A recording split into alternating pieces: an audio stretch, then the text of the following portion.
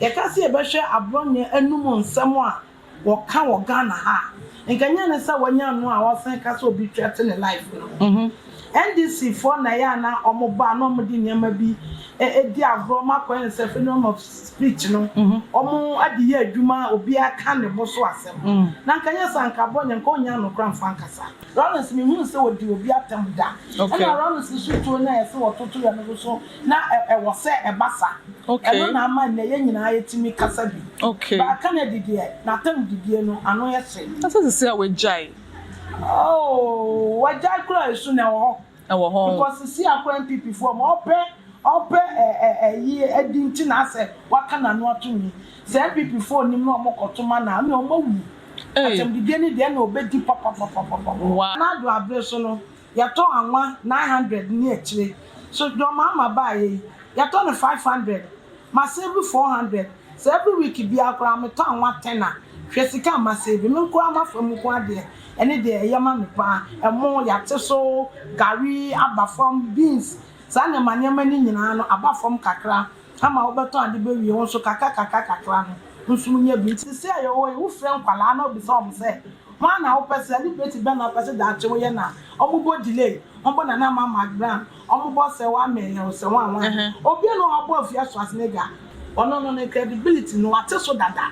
because if it's here no the way na oba radio so a odidi atem woni ma tosi boache mo ntokwa ne ade no na no de oye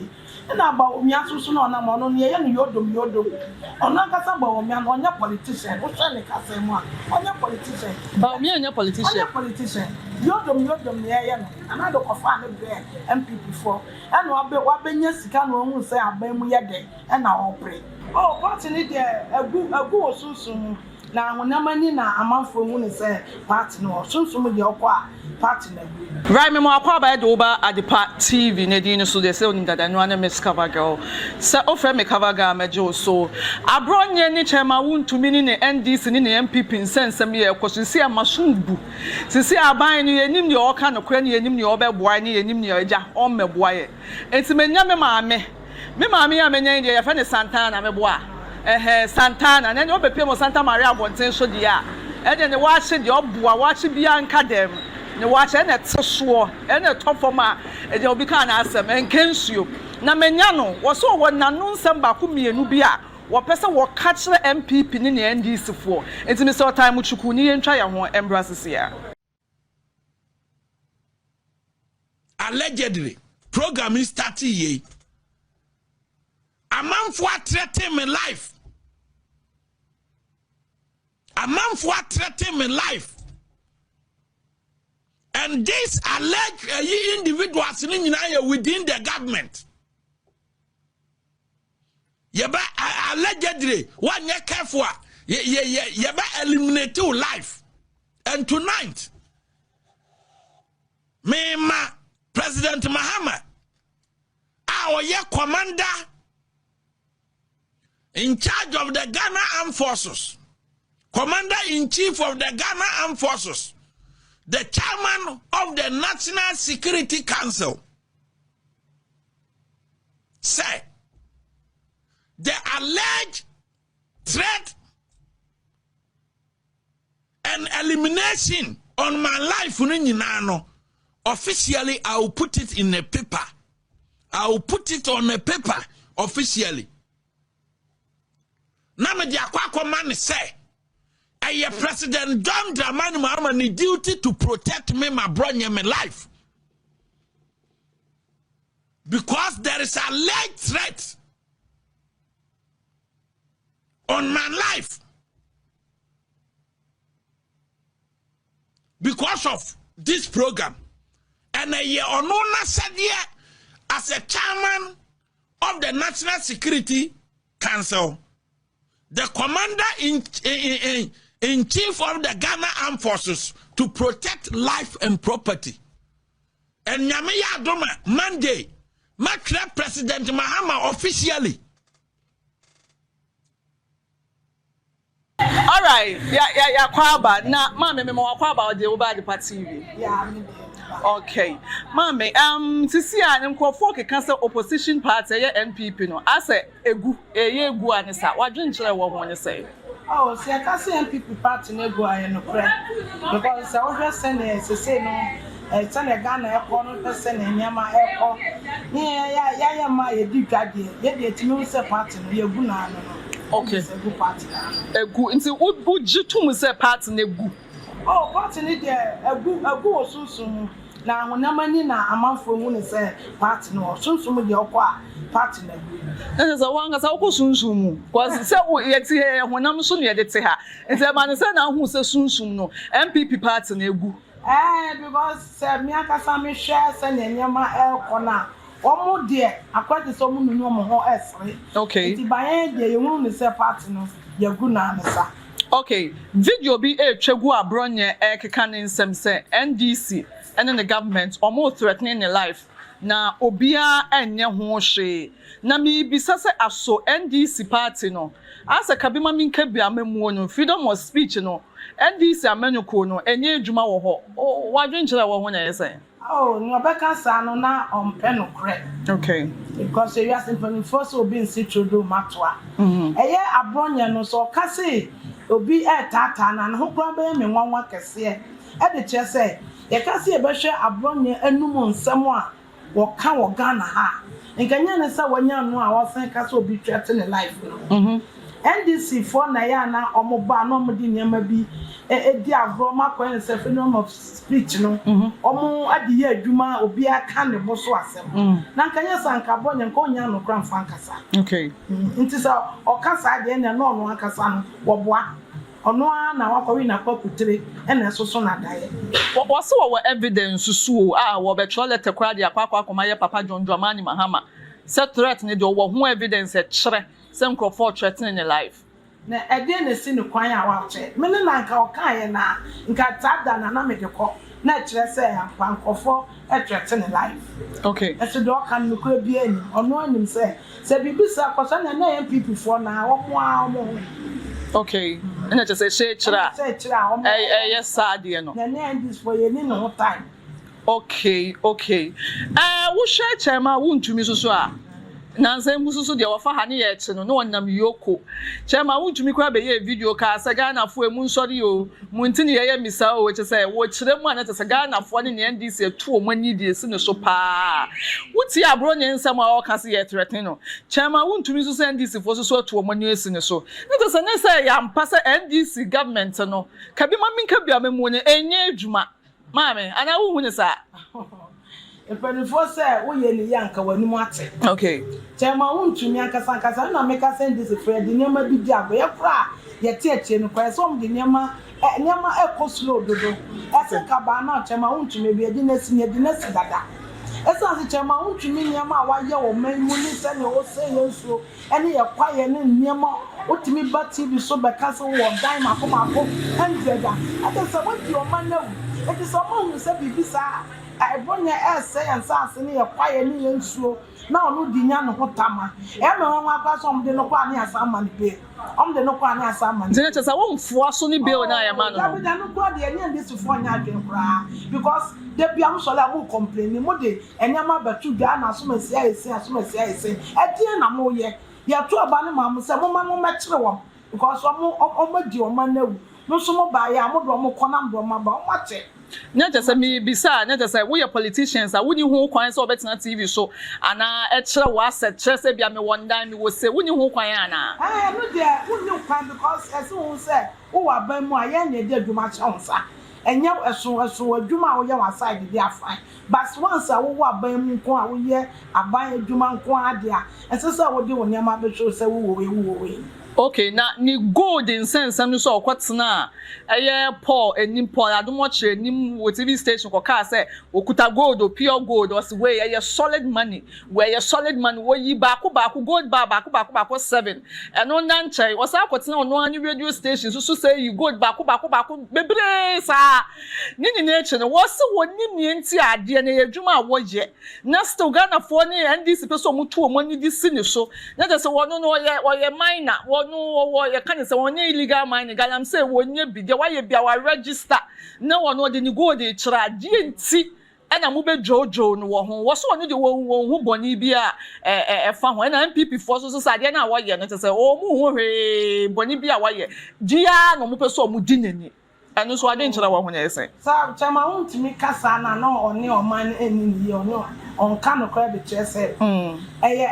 se man ne yo no kasa de ase nya no kwa no oye man ne wo Ghana nipa ahe no mo ye man ne o mo ye no ekwan papa so a ye de ne fa sa ekwan no so no ni de na wo ka no wa bibi aka ho odi nyama ni bebre bi akeka ho ya mfa sa tumi na ama no eno ho na ye ne no NDC for no ene no etwe no NDC for de mra na ye tuma because Ghana ha no mra na ye de ye bibia enti mra na mo de adwuma se de no ko na se mra no eche se de wa ye na se mra ni di mra ni bedi se ense mra ni nso a mra be da metiwa mi ko tu go di se abai ma me chere mi ko tu enti no no na kasa ni nyuma a odi no na edi nachi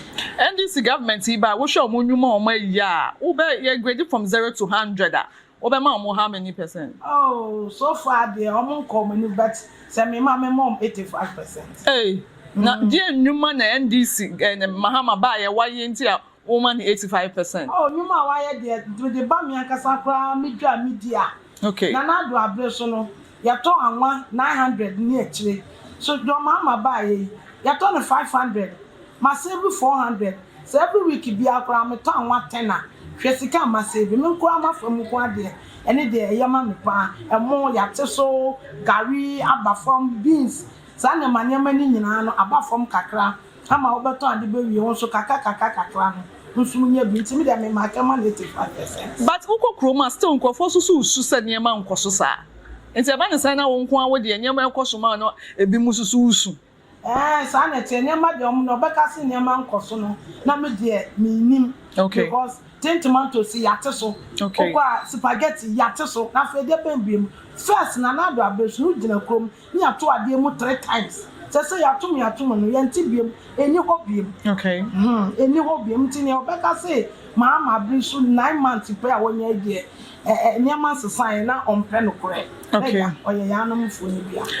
Ye benya ne ntie se do ma hene. Ye bebo na baso wo ni dwumedi a wo di mu so ye lawyer ni dwumedi a wo di mu ma ja ye promote no the court of appeal. Enkofo hu ya say ye papa John Dramani Mahama ena gina ho no ma wo bo na baso no mumuni ya omoti kokum aden ya ne je se do ma hene ye NDC ni time e bra no wo ye wo tumfo no Mahama ni mu anka ho hwe wo wie wa akobọ na baso efia Schwarzenegger na be di sa asemu akotena be twa dapa ka asanye te se do ma hene ye ya wo ye nyina no ne se Mahama she kire wo mo ye na mo twe eye otumfo ani tribalism edi wura asem ni mo wo hwe otumfo sensem ye ekoso ene do ma hene sensem ye ekoso ya wo hwe say ye papa His Excellency John Dramani Mahama ebe bo ye papa do ma hene abaso no kaboni bi wo ma na. Oh, boni ni me wiase de se onuma pa ene bedi wachi. Okay. Na hwe do ma hene a o se fata. Okay. Every na du wadu ho na se de ma no. Okay. Na do ma hene ne sa asante hene sem kwa ne. Me de eya me nwanwa kakra. Okay. Eya me nwanwa kakra pa na me hwe ayofo mienu na me nye so se ntokwa bi sa wo mte ba yen eti etire no ene bi a omuhu ni sa na fiato asene gade ono na asem de ye ntro because ono na akasa na onam ho no waye no so celebrate but onye celebrate if you Schwarzenegger you celebrate celebrate is na wo Ghana na ye ka won ka ho bi on ka ho bi nto no no maybe o die na be ma obeka se fia Schwarzenegger celebrity sama ye ka wo Ghana won ka ho bi won ka ho bi because sisi aye wo friend kwala na obi so om say man na o celebrate be na person that we na omubo delay ombo na mama grand omubo se wa me o se wa obi no obo fia Schwarzenegger o kan to so ye fia Schwarzenegger om say ha ye be enkwala no nti ono kata no to sa no hu no but onye bia nti o kasa obi antie na je se nsem na o keka wo twe otumfo ewure mu ne ye montu ono kra de ono se ja o rekakra no o keka de eya ne. Okay, Matthias here. All right, so you say you share MPP amanyoko na asemu achemienu. Obi se me o Kennedy Agyapong afa. ebi musumi wo Dr. Bawumia fa sasem ni na be ka che MPP fo ne nia ekoso if you say there's simple for so being tons of papa friends and media de omo ya na me de pa ya wo de dientia na omo chiche party na we twabo ma me de pa no na mama NDC for say 2020 elections na ye do omo no nsam e be kire wo okay we record omo no nsam ni agbacho because omo yi omo homa okay we see we ya confo we see we ye mie na adwen so ni nyina ye de ye pese na omo ye no ye pese anko ne sa pepe ma ye okay ti say di Kennedy Agyapong ni Bawumia gina ho no ma wo ho na obeto ama no oh mumie no de mentu kan mentu kra denti kan mentu kra te say Kennedy no ono no credibility no ate so dada because if it here no the way ana oba radio so odidi atem woni ma to si boachemo ntokwa ne ade no na no de oye na Bawumia susu no na mo no ye no yodom ono kasa Bawumia no onye politician wo se ne kasa mu onye politician Bawumia onye politician yodom ne ye no ana do kofa ne be MPP for na wabenya sika no hu se aban mu ye de na opre nti no me de omo mienu nyina gina wan ka mento abakora akanfo okasa bi omo kan se nsuo fa wo ba na no nche se wo num nsuo biem Kennedy Agyapong sensem a waka se wate ne credibility so ne ade ne trace bo ache mo sensem se etwam wo se opamacho mo nso ne nhwe nti die nti na obi aba out aba be kase me pamacho mo nso me nhwe na se still wo so wo nso ne nhwe pani for se takama pro anything na any pass wo ya so na oye bibia no wa hwenie wo nim ba bia da che do be kodu da Kennedy no nim se e bi beba ama na abe preach me se anka me first anka wa nya bet wa ya dada nti na pepa okay I didn't the pepa nti wo de wo hwa and sansa nyama na wa ye nti na wo anya de abeto ama no okay and on kasa so nipa no oni abotre aye di bu oman ye de ye do ma ma ye ono anka bi anka kekere ye nyina ye gu okay na sanka obi a ye kan ye papa we nya ne baby ko Jerry John Rollins ita so wono so ni eden kwan ya so ye obechi watum ye obebo otu osem ya na ekoso enti ye hwa ni su kakra ebi wo Kennedy Agyapong mu enso me ye sure say that time na Rollins open na asem pa me hwe wani mu kura mpo bibia di adanse say open na asem enti die enti na ma Kennedy Agyapong oba wa bechichi mu atuma enti na mu dwane oh yes sir Rollins father me to abama in 1992 okay na anytime Kennedy ni abotre me say Rollins no wan di atem oh okay and Ghana for na be first Ghana for kasa that time di so ye ade ayempe okay Rollins me hu say odi obi atem da and Rollins so to na ye say wototo ya no so na e wo say e basa okay and na ma na ye nyina yetimi kasa bi okay ba Kennedy de na tem didie no ano ye se asa se we jai oh wajai kura esu na wo ho because see akwa MPP for mo ope yi edinti na ase waka na no atumi se MPP for nim no omokotoma na me omawu atem di ni de na obedi papa wow na menya sure se wo benya so enti na se wo kire mu a Kennedy Agyapong de na se wono de onkwada nchen kura Bawumia so se ye kan okasa onye politician ka wada boko onye se wondi atem na di enti na ono so wo so wonto aba ma no na meka se Bawumia no to ono ye ni yodom yeah, we bekasi wonya no wakoye we bekasi yewe no odi so onya politician so we politician pa kan e koso a wo mo ankasa e campo a ne nkrofo edi atam ne ade ne kobe kole omutu odas emunjai na mepe bibi say mo yesa emmoa me but onya politician ti wa hwa mani nyina e koso okay ye be hwe so a wo hwe dan na asamoa ono so ne ye papa Stephen Adum Chedua wo hu sansam no etwie mu de hinde ya papa Stephen Adum Chedua so wo mpene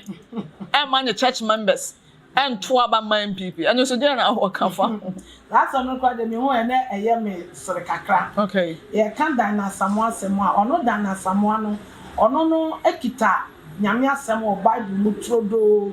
ena okan nyame asem no okay ena ye papa Adum Chedua so me de papa no o ye pani de be kakra me ka che ne say yase pani bia mante na wo ye nyame nipa so a enye nsam nyina na wo bedi akire anse wo be kasa okay na ne nsore man so no on to me so mokete say to abama we and not to abama we do beka wa son dem o mo beti beto ko gina e ho no no ni babia o to e de akọ nti say onu danasa mansa na akoye bibibi wo kanu to na wan hwe ne eja papa o tran ko no the police dey bow so ya dey Adepa TV dey ne ni hwibo mu pa me ne sure so wo the police e be ba ye sokura there be ana ya papa adum chedua Philadelphia for me mamo high so bodo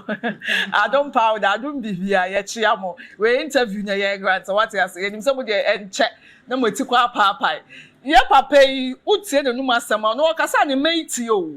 enti se wo kasa wontimi nso obi kete wo kasa to the man omutie wonya sure say MPP for so anhwe ni yi a ye papa Philadelphia one ha na ehọ no ma tuetia na ma MPP for met no position forever and ever me dey no momu dey me nyin mum because about to call election call in 2024 we say na so for ni bi hye come the way o mokeka ya enya sa akra na eba no okay maybe we can force monkey to the riverside okay but we team force so certain on do me pa wa sorry na say wo see ma me nkoto aba ma obi na bia NDC ni bia papa bia ma me pa ni ma hwe asore na me bari nti me cement to aba ma ni dia me nya sure say ne dia be ya duma papa na wakasa okay do e ma nipa na egu asonde mo bia ne na adwene a wo de te e ho de nti only dey only the church members na say o sha ya say ya papa John Dramani Mahama anti galamsey no force no we gu no galamsey ye besimi a stop e there oh galamsey say for the name gu afamu ya on betimi a stop NDC oh we gu fox ya you can the tax force ya omo kokko stop yes we gu no team no we gu no so we gu na bia na ekwan a omo fa so no emmoa ohwe na ekwan a omo fa omo fa so de adiduma no emmoa wo so gu no because yet say omo kwa jejeje gold no won krofo ne nsam oh okay am ko boboko no ketenkete bi wo enti bia no na omampani ehu na wagu no bia na ofa kwa foforo ni so ediafa esi na no kwa bia His Excellency John Dramani Mahama o woni mujidie oh papa me sha o ya NDC ni o oh me NDC ni pa since 1992 oh okay and so woni mujidie oh me woni mujidie say the second time ya wa be obetuto niema yie papa no gusukra so ne mbe ya adwen sensem ni kasefin ni nyema bi a ye twetwe de fa papa yi ho ne papa no nsensem yi ba wa be wo mo so wejeja wonye hwe dede akwa ye de ekosukwa ye hu de oye o ka say wo ba ye galamsey wo ba be gu no still de oye an wo ye enti se wo ka say woni mu jijie ni ji ade pote ye mamenyema mienu nyemfa dwumedie ni bra ne we ji ade pote na wahu nti e ma wo ka say His Excellency John Dramani Mahama de ye obetime djumasuo sonko bi so me kasa me de toto ye akoya Agyapong enough okay yes so since 1992 ye nya MP enti ya fe na nyame adoma ye nya MP awa ye honorable Rabna na ye no ne nam ye hwe eniema maame no e de ye nya wabeko na me bo papa we ya obedina so ne ye fe ne sen kwa we kisi o se de no kisi no wo enya so tu okay ye Agyapong enough okay enti ye hwe Rabna kura oba na onu kura ye unse ye to oba ni ye na nsansam wo court ni ade okay fa call ran ni ya Rabna obinya ye no okay ye hwe eniema kakra ye to Agyapong enough no ye benefit ye timi se eniema oh His Excellency John Dramani Mahama okay pa betimi dia boy because ye why na ka ye dey slot be na be ba ye benya bi and so slot ba e so ha be so Agyapong enough for so enti wo ni say MP for ha de wo ye djuma so oh ye djuma pa okay na me ba mo hu say mo akwan ni nyama still ye ngu so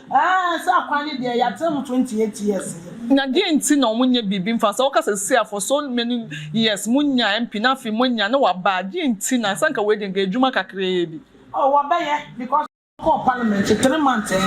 okay 3 months ni a de call parliament but oguso ba nyama bi a o ye za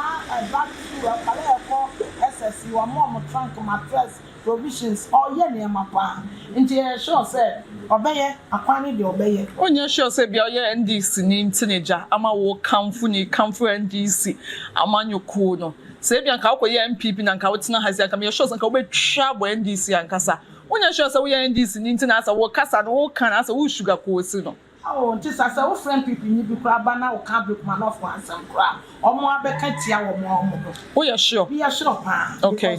28 years, same one, Yatana. Okay, okay.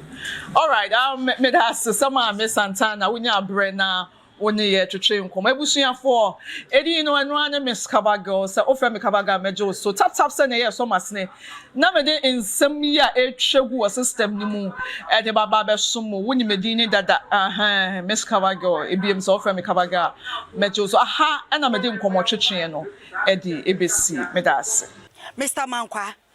me office was saying this cabane de any project. As to the be a me office camania or problem. And I'm Na monte tap sending ka. No so ne dey. Tap send dey easy, fast and secured way. Ubetimi send this free amanone. Aba Ghana bank account and as a mobile money account. Untia transfer fee bia. Sir, I obey any say. Chine say won ko App Store na Play Store. On download the tap send app no. Or download dia. Ebebu sanso promo code o ma de pet TV shim. Obenya €5, £5, and answer $10 on his first transfer. And you make quack friend a catch them. Tabi minyanwe. Esanse tap send at the good news aba. Tap send the giving the customers won't or the tap send wallet aba. I know about any say. So your customer who you cases here. Ubetimi akọ tap send app no no create wallet also. Enti se rate ne kosora now the sika ko gu wallet no. Anase mpo betimi atu susu nkakra enti abere sema opeso send sika ba Ghana no anse wa send sika na ba Ghana anase oba o my Ghana mu watimi use sika e wo wallet no tie and you said to say you use momo Ghana hayru sa pepepe se si tap send that trena shim kopiem wo United Arab Emirates Netherlands and Austria tap send na papa no